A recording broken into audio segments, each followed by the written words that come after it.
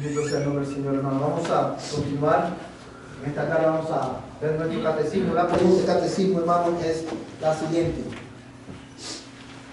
¿Qué nos enseña a pedir la segunda petición? Antes de responder, solamente quiero recordar, estamos tratando ¿qué cosa? La oración modelo. Y esto, hermano, que estamos aprendiendo los domingos por la tarde, nos va a servir también para los miércoles por la noche, porque en los próximos miércoles vamos a estar mirando específicamente la oración modelo. Yo quiero animarte a que te lleve el catecismo a tu casa para que lo puedas estudiar y podamos todos aprender. ¿Qué nos enseña a pedir la segunda petición en la oración modelo? La segunda petición, que es venga tu reino, nos enseña a pedir que el reino de Satanás sea destruido y que el reino de Dios continúe avanzando, que otros sean añadidos y tanto ellos como nosotros seamos mantenidos en él, que la consumación del reino sea pronta. Vamos a leer algunos textos bíblicos, hermanos. Vamos a leer Romanos capítulo 10, verso 1.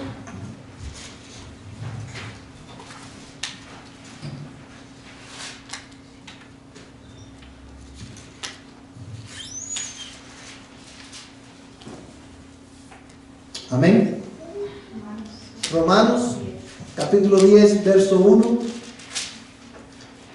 Y vamos a leer luego Apocalipsis 22, 20. Hermano Martín, ¿tienes Romanos, hermano? Sí. Hermanos, el deseo de mi corazón y mi oración a Dios por ellos es para su salvación. Amén. Aquí vemos a Pablo orando para que Dios extienda su reino ¿sobre quién? Específicamente sobre aquellos que no conocen a Cristo, tanto en Israel, porque en el contexto de este pasaje está hablando de Israel, y él ora. Si usted fuera a resumir esa oración, ¿qué es lo que Pablo está pidiendo? Que el reino de Dios avance, tanto en Roma como en Israel, que Dios, a través de la predicación del Evangelio, traiga muchos hijos a la gloria. Vamos a leer, hermano, Apocalipsis 22, 20. Apocalipsis capítulo 22, verso 20. ¿Quién no quiere leer? ¿Alguien? El que testifica de estas cosas dice, sí, vengo pronto. Amén. Amén. Señor Jesús. Amén, amén y amén. Dice, el que testifica de estas cosas dice, sí, vengo pronto. Amén. Ven, Señor Jesús. Amén, hermanos. Quiero, hermanos, solamente antes de ir al estudio de esta noche, consideramos rápidamente, quiero desglosarle esta respuesta porque es un poco amplia y yo quiero que ustedes la podamos entender. Dice que en la segunda petición lo que estamos pidiendo es que el reino de Satanás sea destruido. Lo que quiero que tú notes es que en la respuesta a esta pregunta esta respuesta está compuesta por una secuencia de hechos. El reino de Satanás será destruido ¿cuándo? ¿Cómo el reino de Satanás será destruido? Cuando el reino de Dios avanza. ¿Y cómo el reino de Dios avanza? Cuando otros son añadidos y tanto ellos como nosotros somos mantenidos en él. Ahora, para que el reino de Satanás, y es aquí donde está lo importante, para que el reino de Satanás sea destruido y el reino de Dios avance, ¿qué necesita pasar? Cristo necesita, obrar por medio de la iglesia, a través específicamente de ¿qué?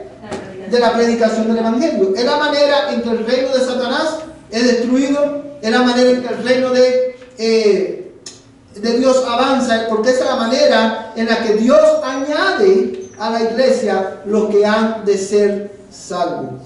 Cuando nosotros oramos, venga tu reino, es una manera de decir, Señor, úsanos para el extendimiento de tu reino en la tierra. Y ante esa petición, la pregunta que debemos hacer, ¿estás ready, hermano? Para ser usado, ser un instrumento de Dios en el extendimiento de su reino aquí en la tierra. recordemos que nosotros somos embajadores de Dios. Amén, que se nos ha dado un mensaje para predicar. Y dice, hermano, al final, tanto ellos como nosotros seamos mantenidos en Él y que la consumación del reino sea pronta. ¿Usted sabe a qué se refiere con la consumación del reino? A lo que acabamos de leer en Apocalipsis 22. Ven, Señor Jesús. Y fíjate, hermano, cómo dice este texto. El que testifica de estas cosas dice: sí, ven pronto, vengo pronto. Amén. Ven, Señor Jesús. Y he aquí, amado hermano, la oración de la iglesia. La iglesia, la Biblia nos enseña que la iglesia debe orar ¿para qué? Para que el Señor venga. Y esta verdad debe informar la manera en que nosotros oramos. Yo quiero hacer énfasis en esto, porque yo quiero animarte, hermano, a que a partir de hoy, si no lo has hecho, en nuestras oraciones incluyamos esta petición. Señor, ven por nosotros. Ven por tu iglesia. Ven por tus santos, para que podamos estar contigo para siempre. Amén, hermanos. So, quiero, hermanos, a invitarles a buscar en sus Biblias Efesios capítulo 2. Efesios capítulo 2.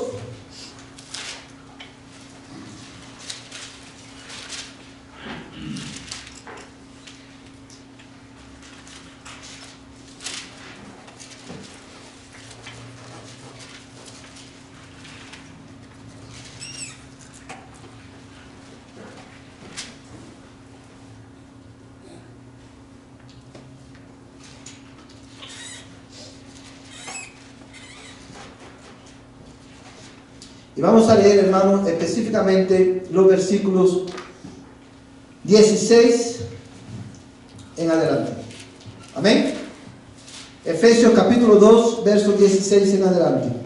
Dice la palabra del Señor de esta manera: y para reconciliar con Dios a los dos en un cuerpo por medio de la cruz, habiendo dado muerte en ella a la enemistad, y vino y anunció paz a vosotros que estabais lejos y paz a los que estaban cerca, porque por medio de él los unos y los otros tenemos nuestra entrada al Padre en un mismo espíritu. Así pues, ya no sois extraños ni extranjeros, sino que sois conciudadanos de los santos y sois de la familia de Dios, edificados sobre el fundamento de los apóstoles y profetas, siendo Cristo Jesús mismo la piedra angular, en quien todo el edificio bien ajustado va creciendo para ser un templo santo en el Señor, en quien también vosotros sois juntamente edificados para morada de Dios en el Espíritu. Oremos. Padre amado, te damos gracias, Señor, en esta noche, porque podemos estudiar juntos tu palabra.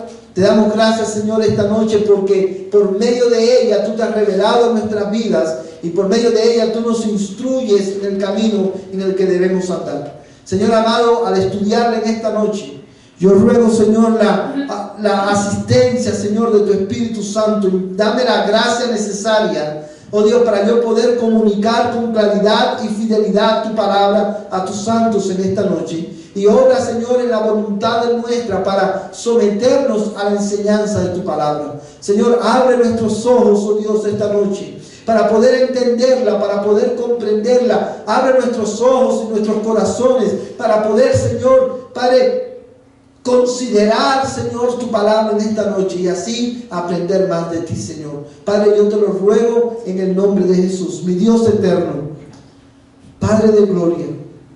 Te rogamos en esta noche que lo que aprendamos hoy en tu palabra, tú nos ayudes a aplicarlo en la vida de nuestra iglesia. Yo te lo ruego, Señor, en el nombre de Jesús. Amén y amén. Amados hermanos, esta noche vamos a continuar estudiando la doctrina de la iglesia como está redactada en nuestra confesión de fe, la Confesión Bautista de Fe de 1689. Antes, hermanos, de de ir al estudio, quiero animarles. ¿Cuántos de los que están aquí tienen una copia de la confesión de fe?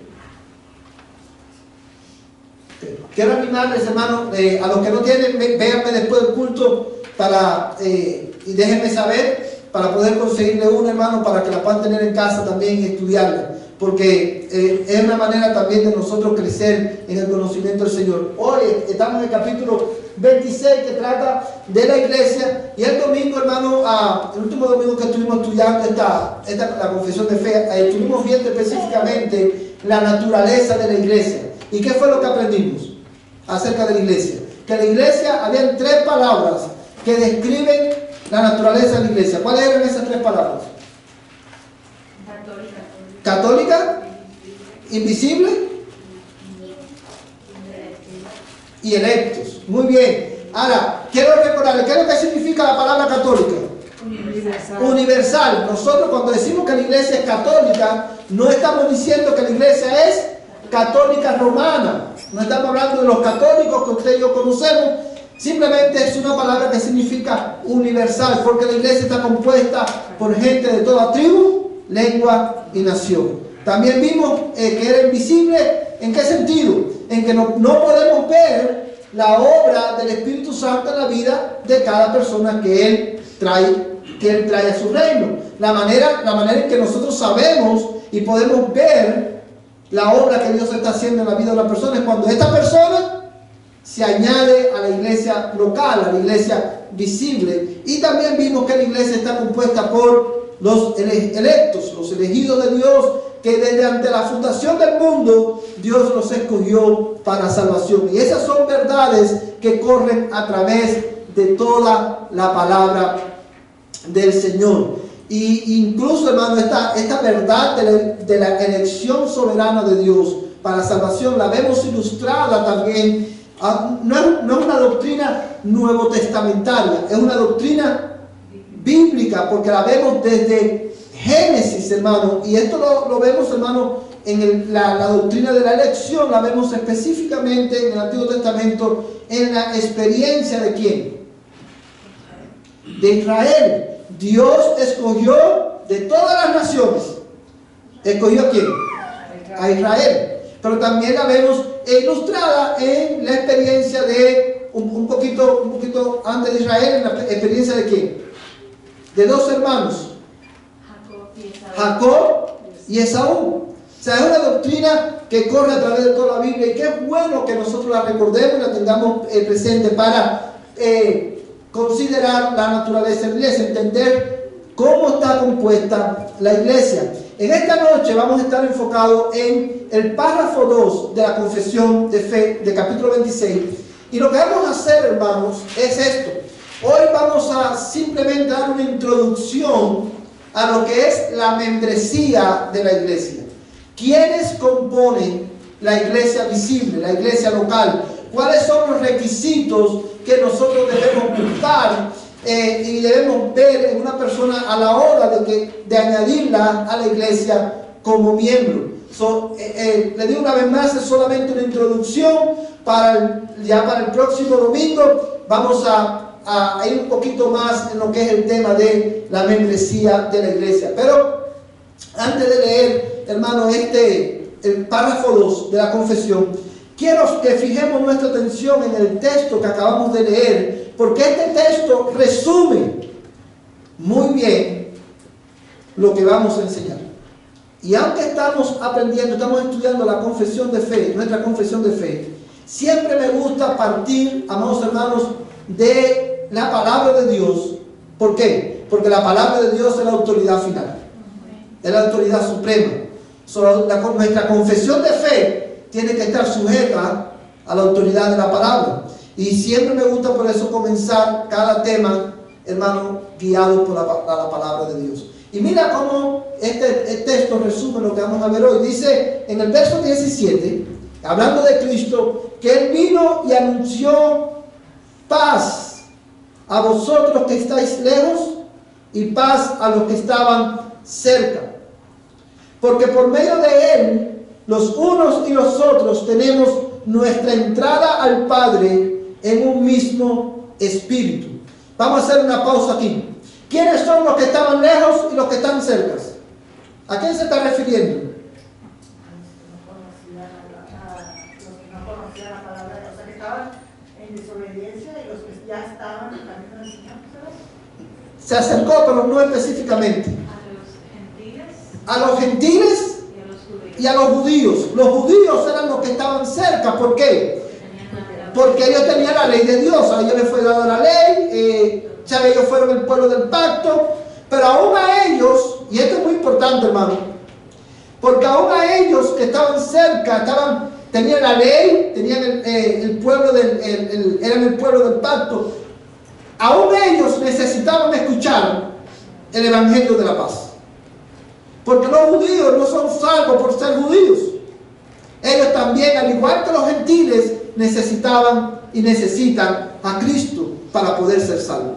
Y los que estaban lejos son los gentiles, los que no eran parte del pueblo de Israel. Son tanto los unos como los otros.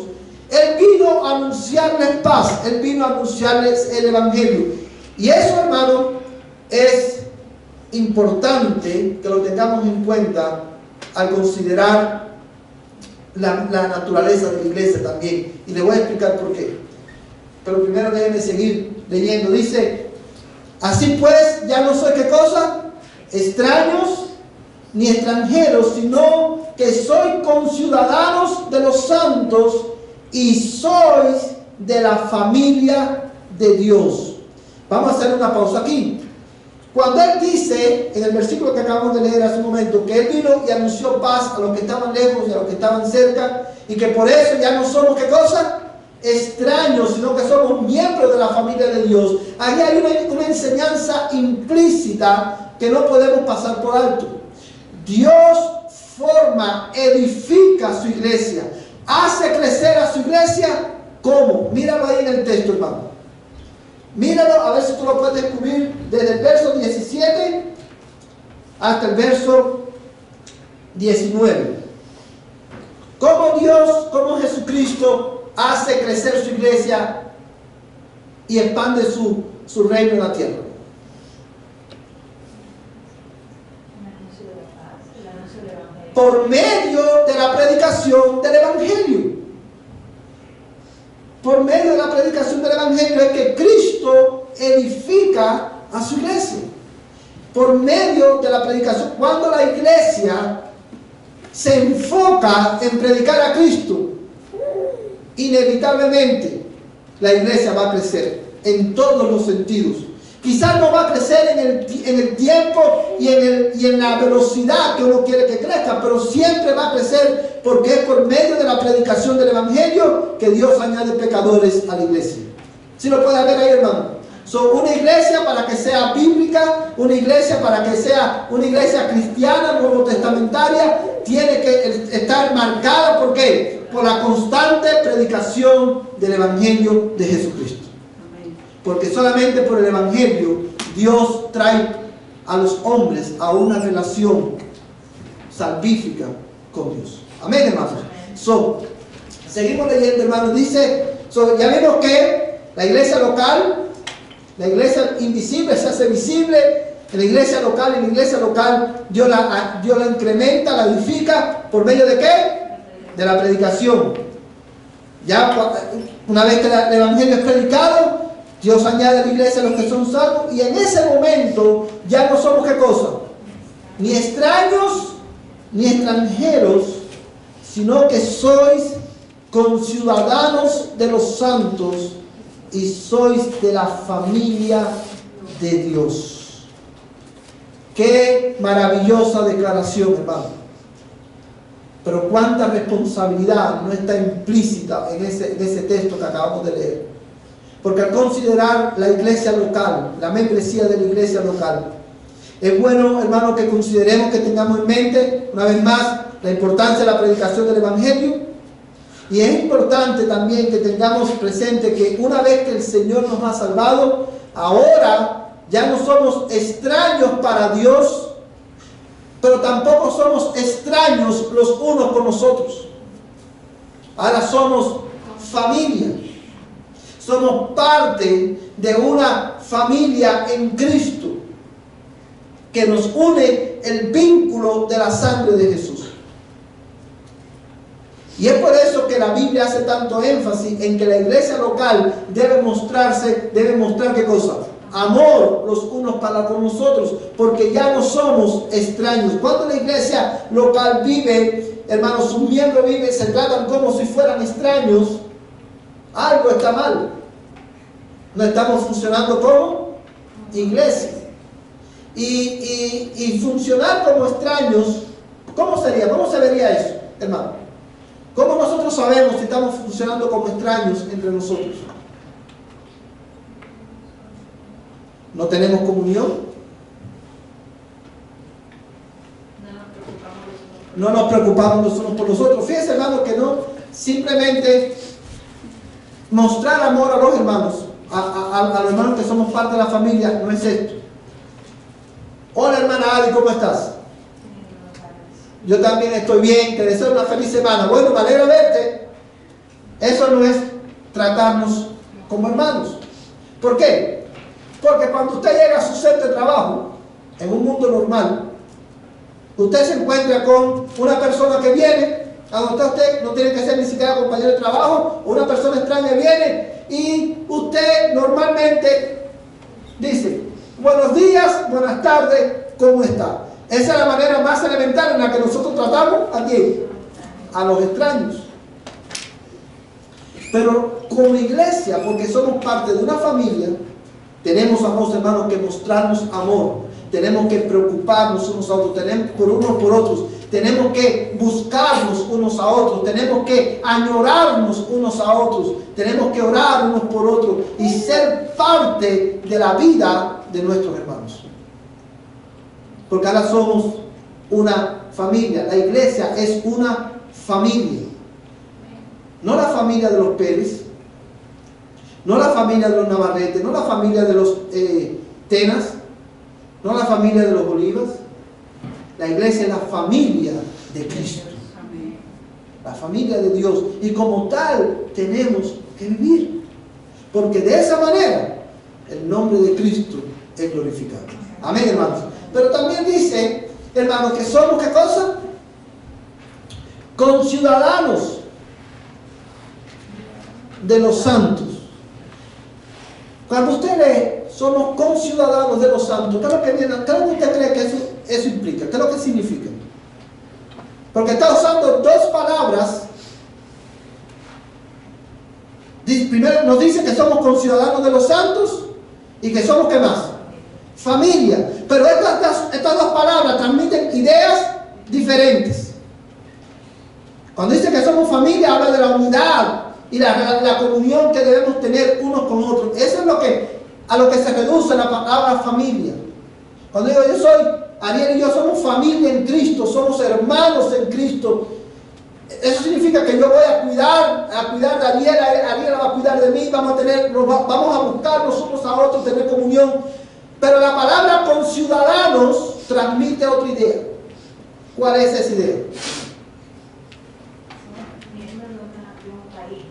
Somos miembros de un país, tenemos una cultura, muy bien, pero hay una palabra más que es muy importante. Somos ciudadanos del reino de los cielos, pero cuando nosotros somos ciudadanos de un país, ¿eso implica qué cosa? Que no somos ciudadanos de otro. Bueno, les voy a ayudar, hermano. Todos ciudadanos de cualquier país tienen responsabilidades con otros, con sus conciudadanos.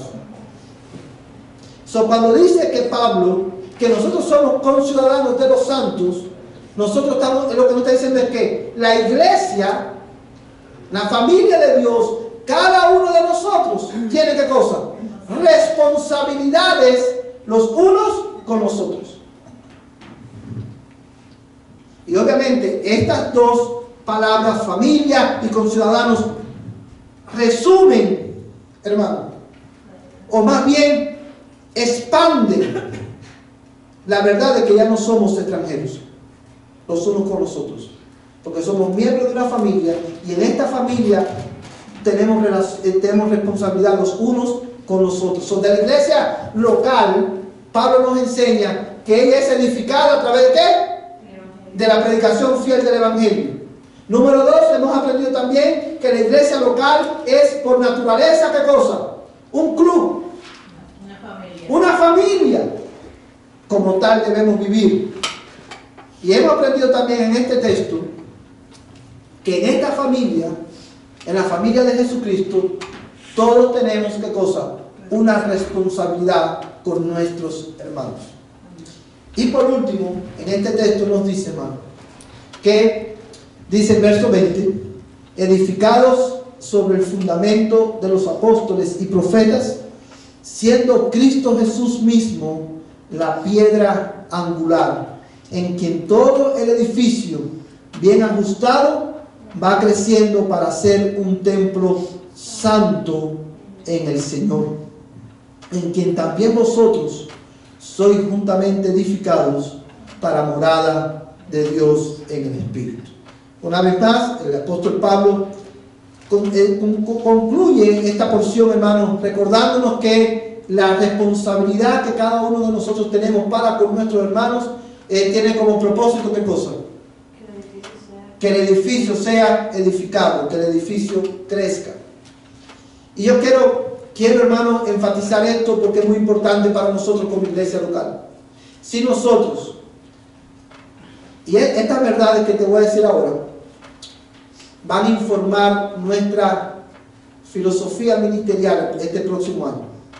Va a informar la manera en que nosotros hacemos iglesia. Por eso es importante. Si nosotros predicamos fielmente el Evangelio desde el púlpito en esta iglesia y a nivel individual, si cada uno de nosotros nos enfocamos en predicar a Cristo a otras personas, si cada uno de nosotros como miembros de esta iglesia local nos amamos y vivimos como una familia, como la familia de Dios, y si cada uno de nosotros cumple, lleva a cabo, desempeña la responsabilidad que tenemos los unos con los otros, Dios glorificará su nombre mucho más en nuestra iglesia. Amén. Amén. Pero es necesario que cada uno de nosotros seamos fieles en predicar a Cristo, en amarnos unos a otros y en llevar a cabo, cumplir la responsabilidad que Dios nos ha dado. Amén, hermanos. Esto, hermano, usted va a ver cómo en la medida que vamos avanzando esta noche, cómo esto, hermano, este texto que acabamos de explicar soporta lo que la confesión de fe dice. El párrafo, hermano, 2 del capítulo 26 dice de esta manera: todas las personas en todo el mundo que profesan la fe del Evangelio y obediencia a Dios por Cristo conforme al mismo, que no destruyan su propia profesión mediante errores fundamentales o conductas impías, son y pueden ser llamados santos visibles. Y de tales personas, todas las congregaciones locales deben estar compuestas. Yo sé que es bastante información, pero lo que vamos a hacer es que este párrafo lo vamos a dividir, lo vamos a separar frase por frase, para que podamos entenderla y podamos ver cómo luce en la vida del día a día de la iglesia. Lo primero, hermano, que la confesión nos dice en este párrafo, es que la iglesia está compuesta por todas las personas en todo el mundo. ¿A qué está haciendo referencia, hermano? ¿A qué aspecto? La iglesia universal. La iglesia universal. O sea, el párrafo 1 se enfocó en la iglesia universal, el párrafo 2 comienza recordándonos el carácter universal de la iglesia, que está compuesta por personas en todo el mundo. Y esto, hermano, tiene una implicación práctica para la iglesia local. La iglesia local, es por eso que siempre decimos que es de carácter como multiétnico. Hay lugares en que la iglesia no debe, ¿sabe? Obviamente todos van a lucir iguales porque es una sola nacionalidad. Pero hay lugares y hay ciudades en Estados Unidos donde hay varias nacionalidades y la iglesia va a lucir diferente. Pero porque la iglesia invisible, la iglesia visible es el reflejo de la iglesia invisible. Y si la iglesia invisible está compuesta por personas de todo el mundo, la iglesia visible debe estar compuesta por personas de todo el mundo conforme a ¿qué? A la posibilidad de esa iglesia. Y eso informa la manera en que PIB, la primera iglesia bautista, hace iglesia. Esa informa la manera en que nosotros funcionamos como iglesia. ¿Por qué? Porque, amados hermanos, por esta verdad que usted ve en pantalla y que la vimos en la Escritura, la iglesia, por eso una iglesia, ¿sabe? No es bíblico. Y yo quiero ser prudente con esto que voy a decir. Yo no estoy diciendo que los que lo hacen diferente no son verdaderamente cristianos. No estoy diciendo eso. Quizás no tienen un entendimiento bíblico de la naturaleza de la iglesia y todo. Pero por esta razón es que una iglesia nunca debería llamarse iglesia bautista mexicana, porque ese nombre rompe con el concepto más elemental de la iglesia de Cristo, porque la iglesia está compuesta por gente de toda tribu, lengua y nación. Iglesia hispana tampoco, porque, amados hermanos, muchos dicen, bueno, cuando usted dice iglesia hispana, ¿qué usted está transmitiendo? Aquí solo queremos hispanos. Hace un estereotipo. Exactamente, y aquí solamente queremos hispanos. Pero la iglesia no debe poner esa barrera. Nosotros nos identificamos como cristianos bautistas, pero aquí están incluidos todos los que el Señor traiga. La iglesia no debe llamarse iglesia bautista cubana o iglesia bautista china. ¿Por qué? Porque eso rompe con el concepto nuevo testamentario de la iglesia, hermano, porque la iglesia es de carácter universal. Ahora, teniendo eso informa la manera en que vamos a nombrar la iglesia, pero también informa, amados hermanos, cómo nosotros, ¿sabe? Esta verdad nos ayuda a enfocar nuestra dirección evangelística. ¿En qué sentido? En que nosotros, por la gracia de Dios, vivimos en un pueblo donde hay muchos mexicanos y muchos también guatemaltecos. ¿Qué tenemos que hacer, hermano? Predicar el evangelio a mexicanos, a los de Guatemala, a los de Honduras, a los de Puerto Rico, a los cubanos, a todo el que el Señor traiga a nuestra vida, y a los americanos también, ¿verdad? Para que ellos puedan escuchar también el mensaje del evangelio, hermano. No, nada más que yo pensaría que todas las personas en todo el mundo, o sea, que en una iglesia puede pertenecer cualquier persona de todo, o sea, puede pertenecer personas de todo el mundo. Pero yo diría que mejor sería, en la iglesia no debería importar la raza ni el lugar de donde viene el país, porque, o sea, no tiene sentido, sí está bien, está global, pero, o sea, no tiene sentido decir que todo el mundo, porque es imposible que en una iglesia haya personas de todo el mundo. O sea, no más es mi punto de vista decir que en una iglesia no debería de importar el país, o sea... Pero esa es la idea que transmite, hermano. Eso es exactamente lo que transmite la idea. Que la iglesia no debemos de discriminar, porque está compuesta por personas de toda nacionalidad.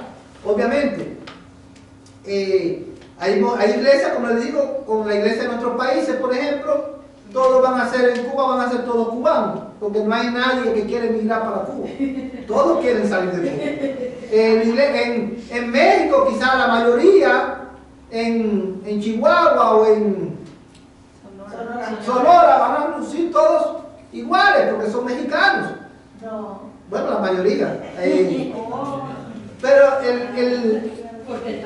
porque el país mexicano, pero en un país como esto, esta verdad de la iglesia se pone más a relieve, hermano. En las ciudades grandes, como por ejemplo Los Ángeles, Houston, Nueva York, ahí hay gente de prácticamente todo el mundo. Así es, así mismo es.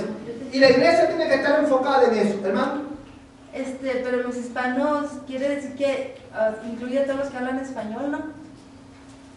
Sí, hermano. Como Pero, los cubanos, como cualquiera.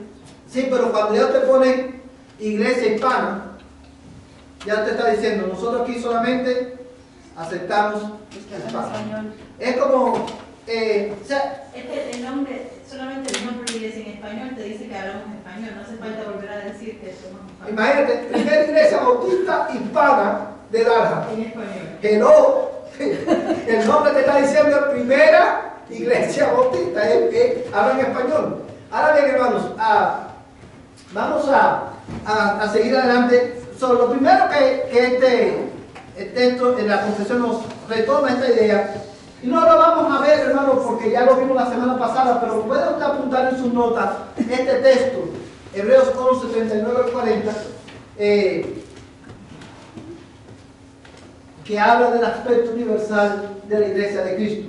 Ahora bien, hermanos, lo segundo que nuestra confesión nos enseña es esto, que profesan la fe del Evangelio. Ojo con esta expresión porque es muy importante. Nos está diciendo a la luz de la Escritura que la iglesia está compuesta por todas las personas de todo el mundo que profesan la fe del Evangelio. Para nosotros poder admitir a una persona como miembro de la iglesia, esta persona, la iglesia tiene que asegurarse de que esta persona profesa, cree la fe del Evangelio. ¿Qué significa eso, hermano?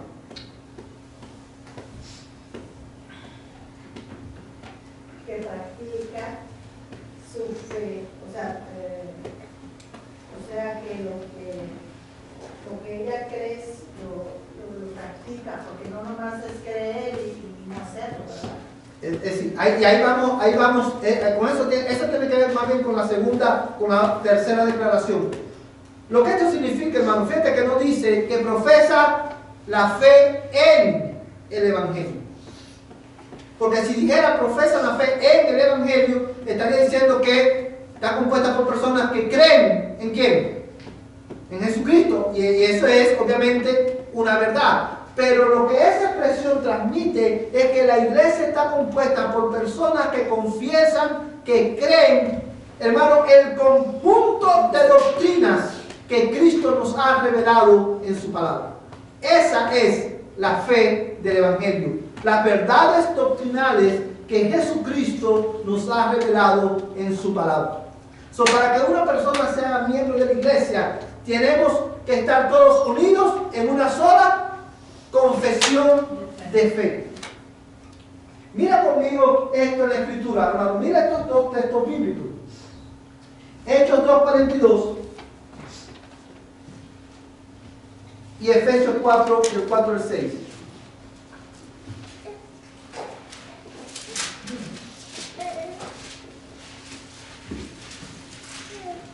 Hechos 2:42. ¿Quién lo quiere leer? Josué, ¿lo puedes leer, por favor? Hechos 2:42.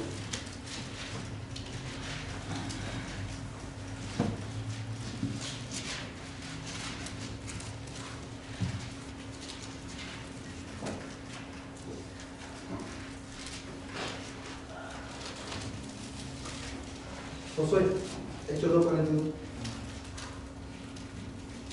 They devoted themselves to the apostles' teaching and to fellowship, to the breaking of bread and to prayers. Amén. Gracias, Josué. Dice el texto, y se dedicaban continuamente ¿a qué? A las enseñanzas.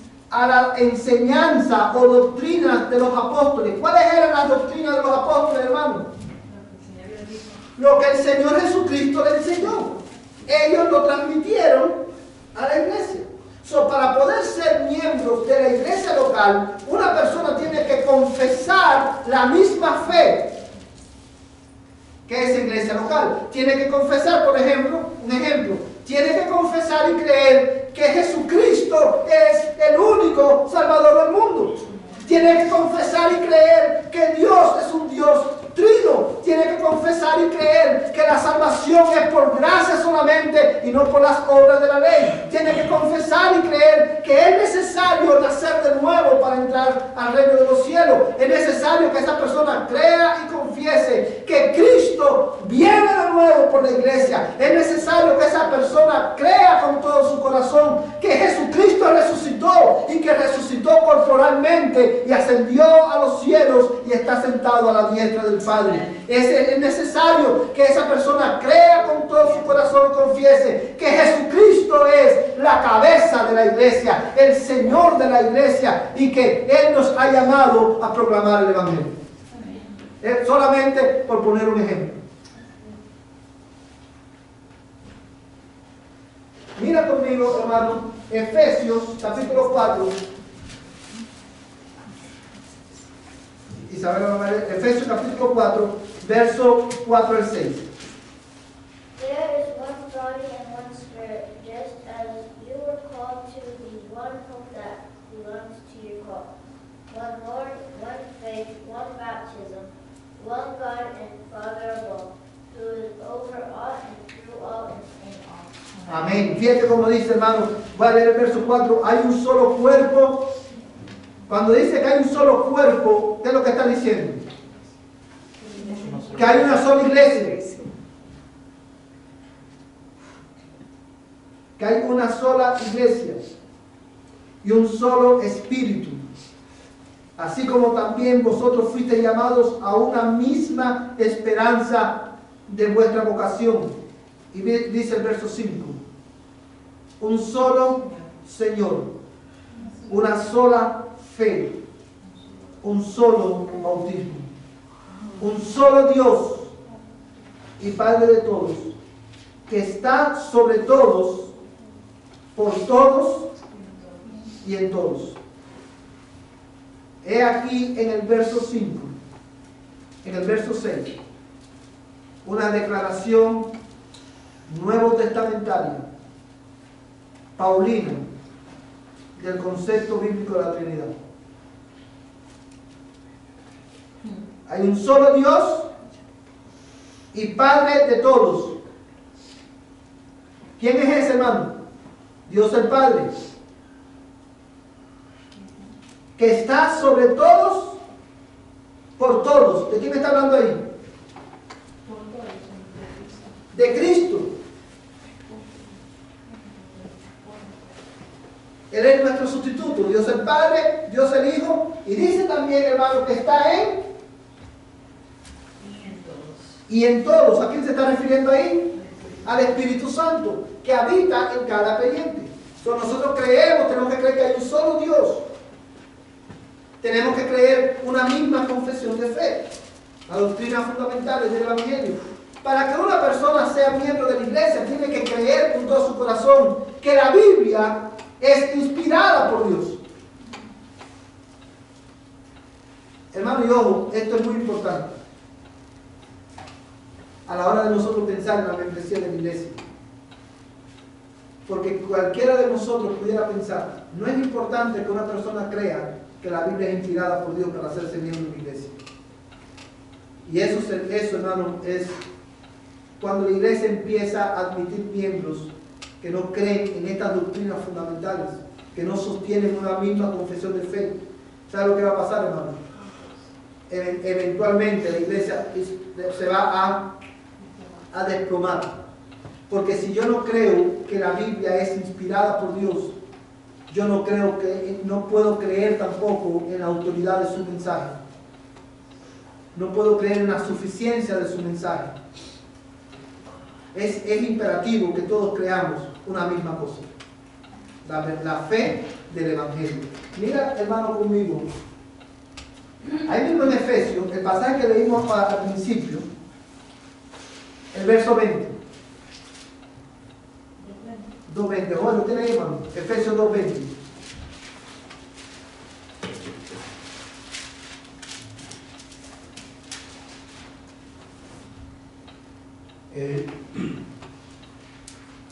Edificado sobre el fundamento de los apóstoles y profetas, Quiero edificar queda del ángulo Jesucristo mismo.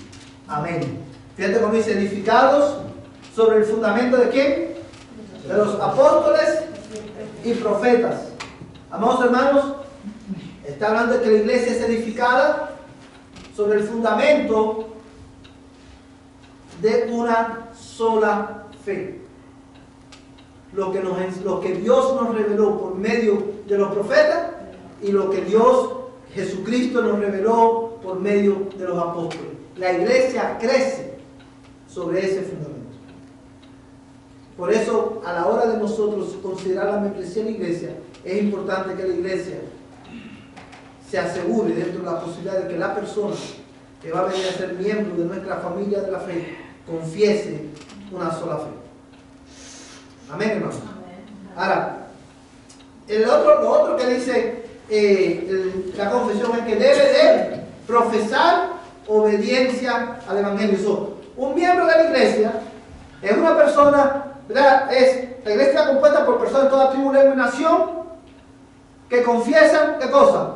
Una sola fe y que confiesan o profesan obediencia al Evangelio. Y vamos a buscar, hermanos, en nuestras Biblias estos dos pasajes de la Escritura. Romanos capítulo 16, verso 25 al 27.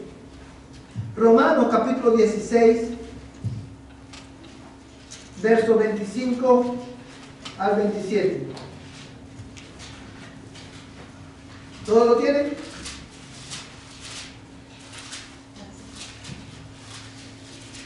Romanos capítulo 16.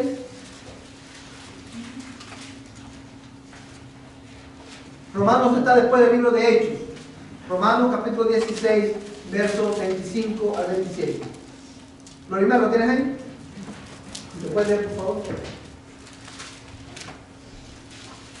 Y aquel que es poderoso para afirmaros conforme a mi evangelio y a la predicación de Jesucristo, según la revelación del misterio que ha sido mantenido en secreto durante siglos sin fin, pero que ahora ha sido manifestado y por la escritura de los profetas, conforme al mandamiento del Dios eterno, se ha dado a conocer a todas las naciones para guiarlas a la obediencia de la fe, al único y sabio Dios, por medio de Jesucristo, sea la gloria para siempre.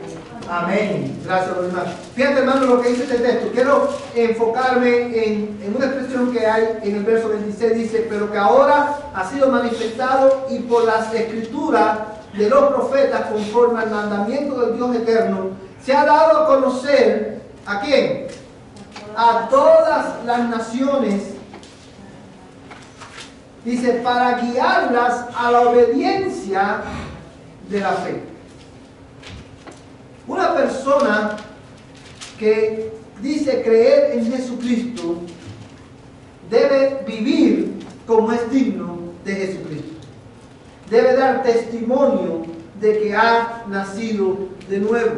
Su vida, aunque no es perfecta, debe de estar marcada por una creciente obediencia al Señor. Porque el Señor nos llamó ¿para qué?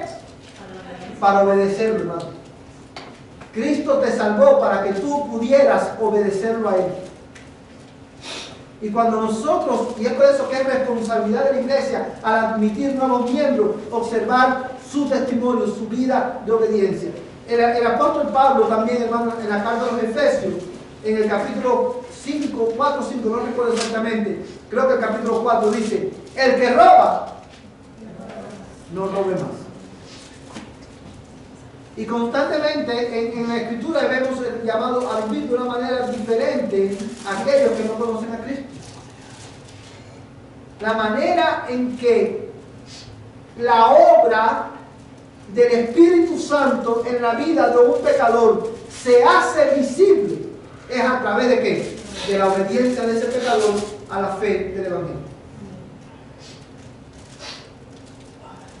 Ahora fíjate, mira conmigo. Este texto lo vimos la semana pasada. 1 Corintios, el que le sigue ahí a Romanos.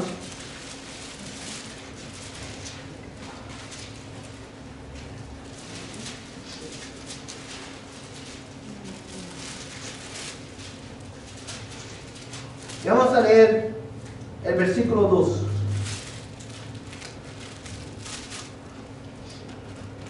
Lorín, hermano, ¿lo tiene? Sí. Capítulo 1, verso 2. A la iglesia de Dios que está en Corintios, a los que han sido santificados en Cristo Jesús, llamados a ser santos, con todos los que en cualquier parte invocan el nombre de nuestro Señor Jesucristo, Señor de ellos y nuestros. Amén. Fíjate, este pasaje a mí, hermano, me encanta, porque de ahí, hermano, hay tantas verdades doctrinales. Yo creo que vayamos despacio en este versículo. Dice, a la iglesia de quién? De Dios que está en Corinto, a los que han sido santificados en Cristo Jesús. No sé cuántos ustedes recordarán que la semana pasada, cuando vimos este texto, la semana antepasada, mencionábamos que la palabra santificados en Cristo Jesús significa ¿qué cosa? Que hemos sido apartados del mundo en Cristo Jesús. ¿Y para qué Dios nos apartó del mundo? Dice, para ser llamados a ser santos. Hemos sido santificados, hemos sido apartados del mundo, en el sentido de que hemos sido rescatados de un sistema de vida, de una filosofía de vida contraria a Dios, para que ahora seamos ¿qué cosa? Santos, seamos obedientes a la palabra del Señor. La santificación o la santidad del creyente es el fruto de la obediencia a Cristo. Dice, llamados a ser santos, con todos los que en cualquier parte invocan el nombre de nuestro Señor Jesucristo. Y fíjate cómo termina el texto. Señor de ellos y nuestro. Amados hermanos, todo creyente verdadero va a vivir en obediencia a la autoridad de Jesucristo. Todo creyente verdadero, Cristo es Señor. Y si Cristo es Señor, nosotros somos ¿qué cosa? Sus siervos. Nuestra responsabilidad es obedecer. Nunca en la Biblia, hermano, y yo sé que usted lo sabe, pero eso lo voy a recordar de nuevo. No hay un solo texto en la Biblia que nos llame o que nos dé la libertad de reconsiderar lo que Cristo ha revelado en su palabra. No hay un solo verso en la Biblia, ningún imperativo en la Biblia, ninguno va precedido por esta expresión. Si te parece o es relevante, hazlo. Si no, está bien. No. En la Biblia no encontramos, los imperativos no están precedidos por una si tú quieres. Son imperativos. Por ejemplo, como el que vimos hoy. Considerar a Cristo. Eso es un imperativo, es algo que tenemos que hacer. Todo verdadero creyente ha sido separado del mundo por Dios para obedecer a Dios, viviendo bajo el señorío de Dios. Amén, hermano. Y la iglesia, cuando hace miembros a una persona, debe asegurarse de que esa persona vive en obediencia a la palabra del Señor. Ahora bien, hermanos, por último,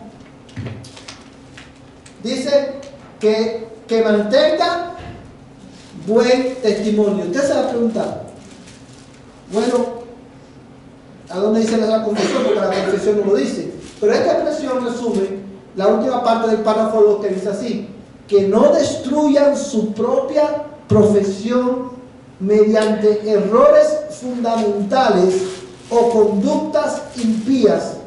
Son y pueden ser llamados santos visibles. Para que podamos tener la idea completa, lo que la confesión nos está diciendo es que la iglesia local, la iglesia visible de Jesucristo, está compuesta por personas ¿de dónde? De todo el mundo, que confiesan una sola fe, que confiesan obediencia al Señor y que no destruyen esa profesión de fe mediante errores fundamentales o conductas impías. Errores fundamentales o conductas impías son sinónimos. Son pecados intencionales, como lo que vamos a ver en la Escritura en este momento. Vamos a leer, hermano, 1 Corintios 5, verso 11. 1 Corintios 5, verso 11. Yo voy a pedir a la hermana Yani que ella lea este pasaje. 1 Corintios 5, 11.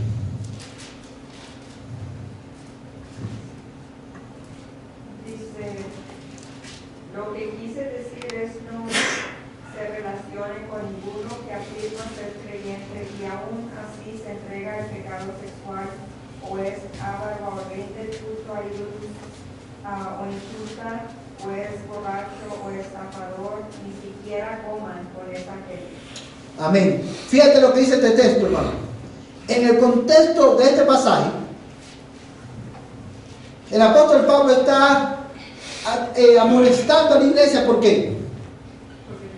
Porque había una persona en la iglesia que era miembro de la iglesia, decía ser creyente y estaba teniendo relaciones con su madrastra. Y la iglesia de los Corintios era muy amorosa con ese hermano. Está bien. ¿Quién somos nosotros para juzgar lo que ese hermano siente en su corazón? Hermano, ¿no le suena un poquito como a muchas iglesias del día?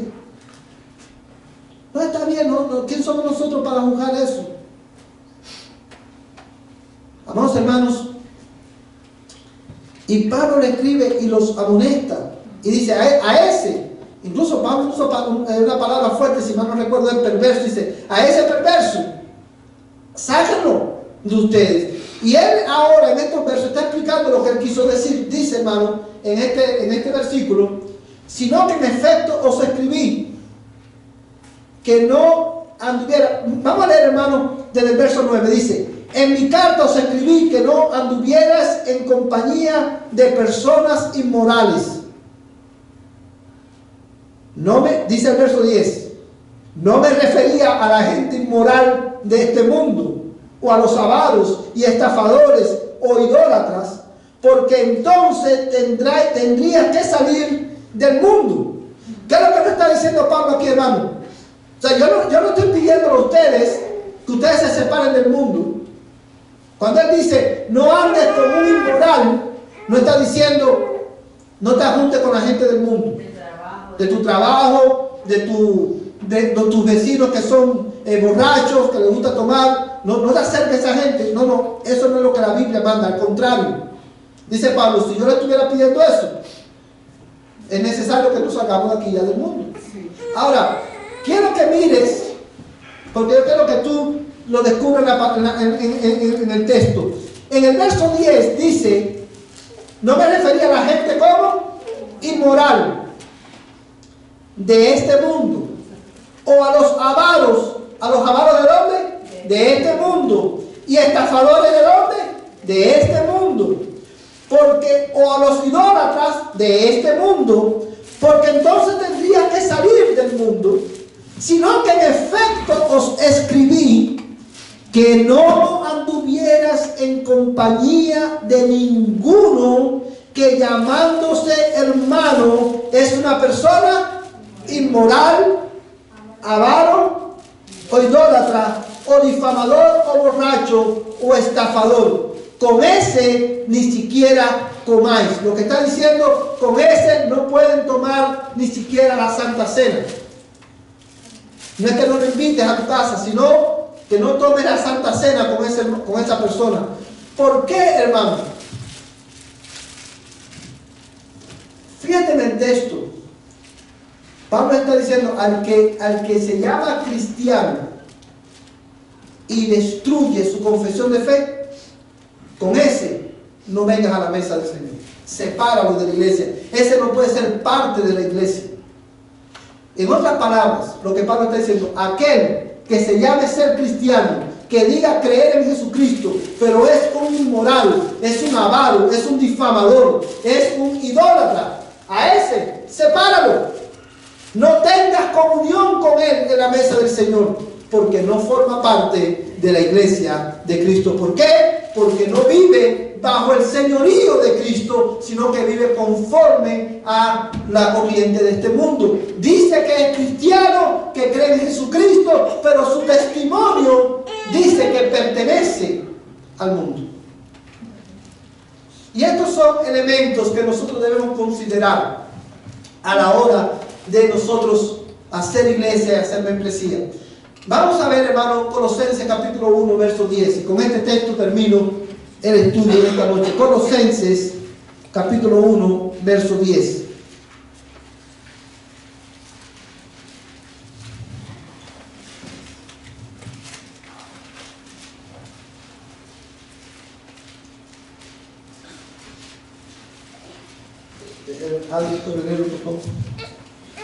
Para que andéis como es digno del Señor, agradándole en todo, dando fruto en toda buena obra y creciendo en el conocimiento de Dios. Amén.